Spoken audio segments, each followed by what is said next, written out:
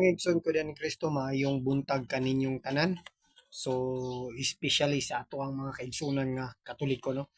So karon mga igsoon, no, ang atong ipaambit karon mahitungod kini sa atong mga halad mga igsoon, no, nga kinahanglan gayud kini mga igsoon alang sa ato ang pagpalambo sa ato ang simbahan, no, ug pagtabang. So dili lang nga nailambo nato ang atong simbahan. So kini mga igsoon, no, kini nga mga butang nga medyo dako kay ni o kanang dako kay ni bili o katabang dina sa atuang simbahan, no, kay mismo ang Dios jud ana nga nagsugo diana man so, no. So nganong tipig man nato na ang atong mga paghalad so especially sa atuang Lord share mga igsoon, no. So atuang Lord share mga igsoon, no, parte rin yun ng gamayan mga igsoon, no, kana atong ginapangayo sa ato sa simbahan, no, nga magaingon na tagabulan maghatag lang ta og 20 karon 50 minsan, no. So kana kung bot una-una mention, no, kung kaning sa ato mga pinalangga nga dili Katoliko mention, no, nga sa ila kung mag isgot ka ta og kanang halad sila, no, 10%.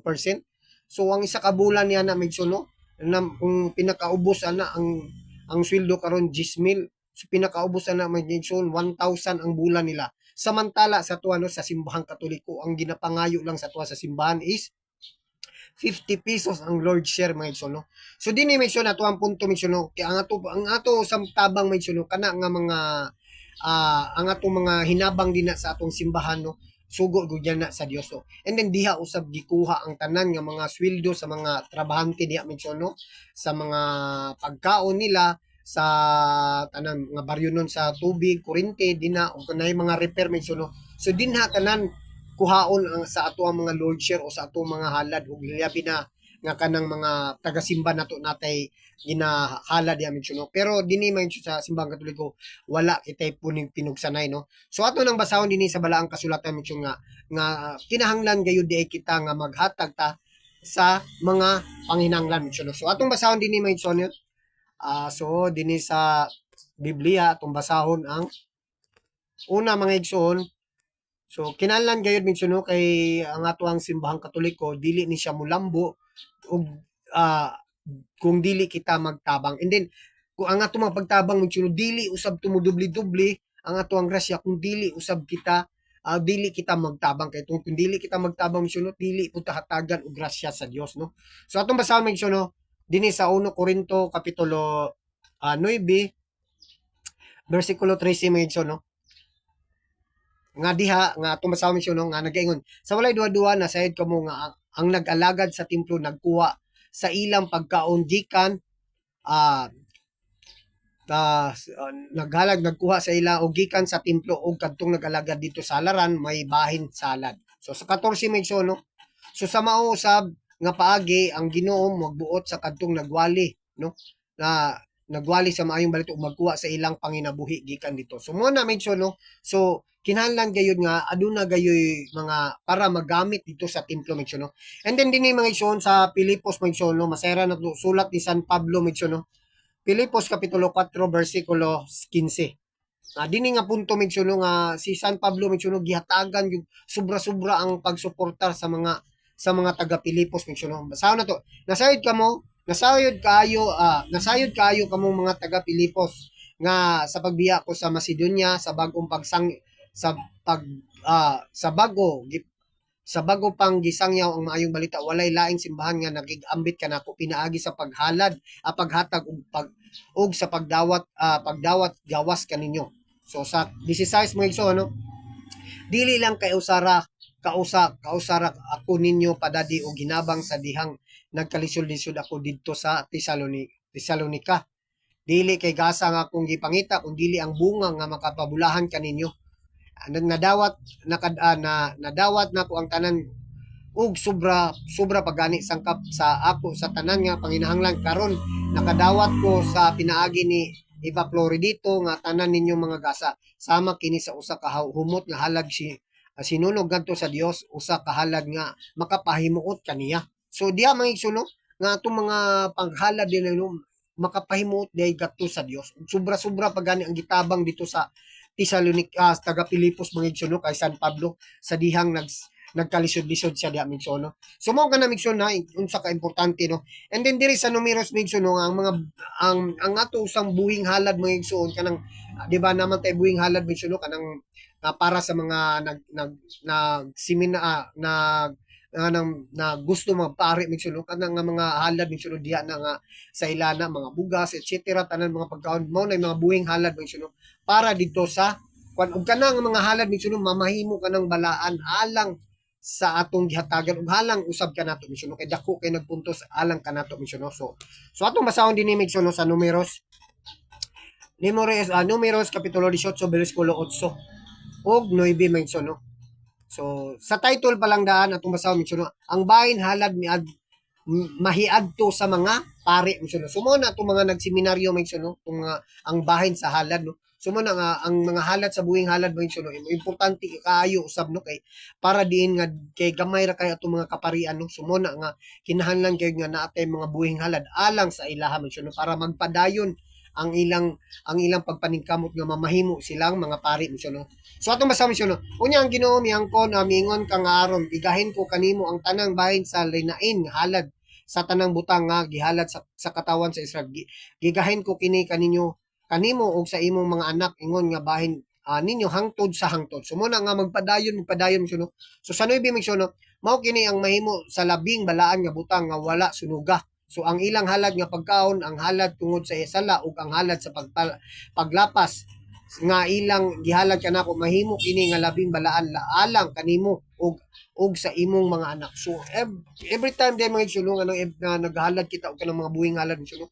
So mahimo kining balaan og kaning makaangkon kita dili lang kanato igsuno dili makaambit usab ang atong mga anak ni anak igsuno. So mo na ang grasya mga igsuno nga dako kayong grasya nga.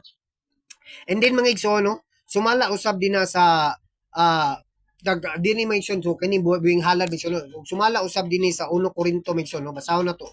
So si San Pablo gyapon no. So 1 Korinto kapitulo 16 bersikulo 1 ug 2 mention no.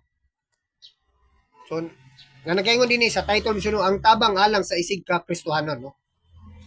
So dinhi may tungod sa hinabang alang sa katawan sa Dios buhata usab ninyo ang akong ipabuhat sa mga simbahan sa Galacia. So tanan mention no sa unang adlaw sa matag semana ang usag-usa kaninyo maggahin gayud og kwarta sumala sa inyong kinitaan ug tigumon kini aron pag-andam na inig-anha ko. So mo na mention no taga semana aduna gyud kitay igahin diha no sa paghalad og kanang kwarta mention no bahandi aron diin nga ang atong pagpangandam mention no dili kay pag-abot sa adlaw sa tigsimba nato no magpiningay taay pataas piso asay sinsilyo mention no o ato pang dapat igahin gyud nato na mention no kung unsa ang atong kinasingkasing nga paghalad nga igahin alang sa Dios aron diin nga kanang bahandi mention no dili lang ang atong hinabang din na mention no paingon kana dito sa Jerusalem sa tanan diha sa tibok kalibutan no sa tibok sa simbahang Katoliko.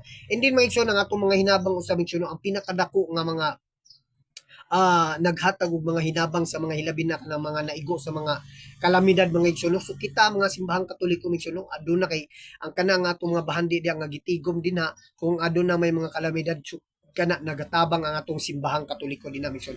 And then ang atong nasulat din sa balang salutang usab masyon mga igsoon nga kita sa simbahang Katoliko no ang atong mga paghalad wa na kunapi lang sitas no nga ang mga paghalad sa mga tao o so mga ikapulo man o dili ikapulo so didto gayud paingon sa Israel mga igsoon no mo na mga igsoon no nagahatag gayud ta diha sa atong mga simbahan no aduna gayoy maabot ito alang sa atuang pagpalambo sa simbahan.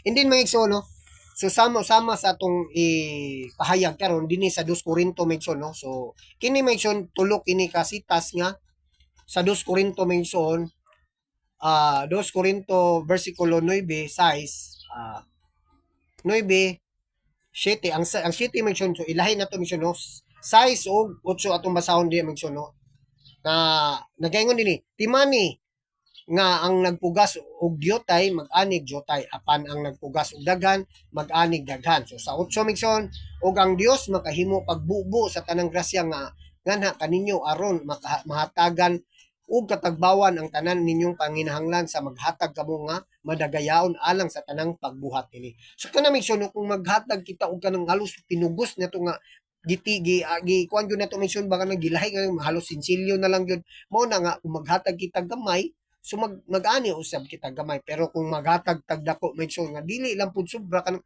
sa imong kinasing-kasing mention no, dako usab ang atong mapugas, dako usab ang atong grasya nga unsay giingon dinhi sa 8 mention no, ibubo tanan grasya kung pero kung dili mention no, gilahin ako ni City mention no, kay sa tuwang simbahang Katoliko walay pinugsanay mention no. Pero kung mo na yun no, kung wala gyud ka naglisod mention no, kung sobra-sobra gyud imuhang grasya, so kinahanglan gyud nga mo hatag ka kay kana imong hatag mention no, dako ka katuyuan ug dako kay impact sa imong kaugalingon o impact sa imong kaluwasan misyon. So dili kita kung mo base kita sa anang katong mga pinalangga nato nga dili Katoliko misyon ko ng Malakias 3:10 no, mao man gyud na ilang gina ang ikapulo igahin no, ang dili makahatag og nakasala no, nakasala sa Dios nangawat sa panudlanan sa Dios. Mo na ang ilang ginagamit mention no. Pero kana mention no kung ato nang basihan no sa Mosaic Law na siya no sa kapanahunan sa kapanahunan pa na sa kang Moises nga balaod mga igsoon no. O kana nga balaod mention no kanang wala kita mahisakop niya na kay dili man kita Hudiyo mention no. Sumala din na sa Kolosas mention no. So atong basahon mention no. Kolosas kapitulo 2 2 versikulo 13. So atong mabasa dinhi mention no. Kaniadto patay kamo sa espiritu tungod sa inyong mga sala tungod kay dili man kamo Hudiyo busa wala may sakop sa balaod apan ang gimanaw na kamo sa Dios uban ni Kristo gipasayon no kita sa Dios sa tanan tang mga sala. So mo na mention no katong nga mga Mosaic Law sa Malakias 3:10 mention no ginagamit gyapon to didto mga igsoon no sa mga Hudiyo pero kita kay dili man tawo Dios so wala kita ni ana.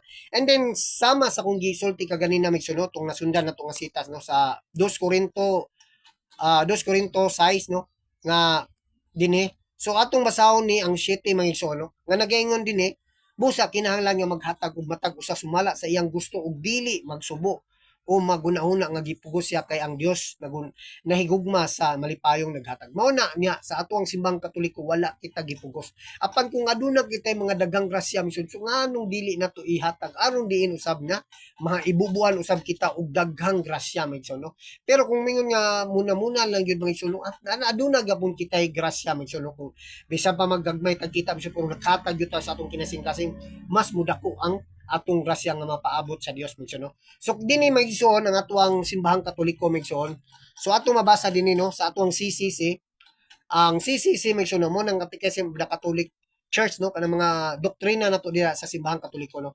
So atong basahon mention no kanang CCC 24:3 nag-ingon din na ang ikalima nga sugo nga simbahan sa simbahan mao ang pagtabang sa material nga panginahanglan sa simbahan. Ang matag usa sumala sa iyang abilidad kini nagpasabot nga ang mga Kristiyano adunay responsibilidad sa pagsuporta sa misyon sa simbahan pinaagi sa iyang halad o contribution sumala sa ilang kahintang ug kapasidad subot ipasabot sa ato lang kapasidad sa CCC 1351 mention no so nga nagaingon dinhi nga dili nato nakuha kini sa nagpadayon sa karang tradisyon nga sa Kristohanon no and then nakabutang usab diha mention no close parenthesis sama sa ang paghinabang ng mga pagkaon sama sa mga salapi ug uban pang mga batang ug kini nga pagsuporta alang kini sa ang pagtabang nato nga kinasing-kasing nga paghalad. So mo na maigsoon no na ang atuang simbahan maigsoon o ang pulong sa Dios maigsoon no nanginahanglan gayud suporta kanato no. Dili lang ang atong pagsuporta so dako gayud impact sa atuang kaluwasan no. Dili lang sa atuang kaugalingon kundi ang ato usab mga anak maigsoon no kay kung unsa atuang gipakita sa atong mga anak nga naghatag naggahin gyud ta para sa Dios so masunod gayud na nila maigsoon no. So mao lang kato maigsoon ang patong pagpaambit dinhi about sa mahitungod sa mga buhing halad o kanang Lord share mention no o kaning mga ato mga obligasyon taga simana mahigson no mao lang kato ni og ninginawd kita nga unta aduna kamoy gamay pagtulunan na katunan mahitungod sa pulong sa Dios ug pagtulunan isip Katoliko misyon so subliyon ko pag-usab mayong buntag og dalaygon ng Dios. God bless.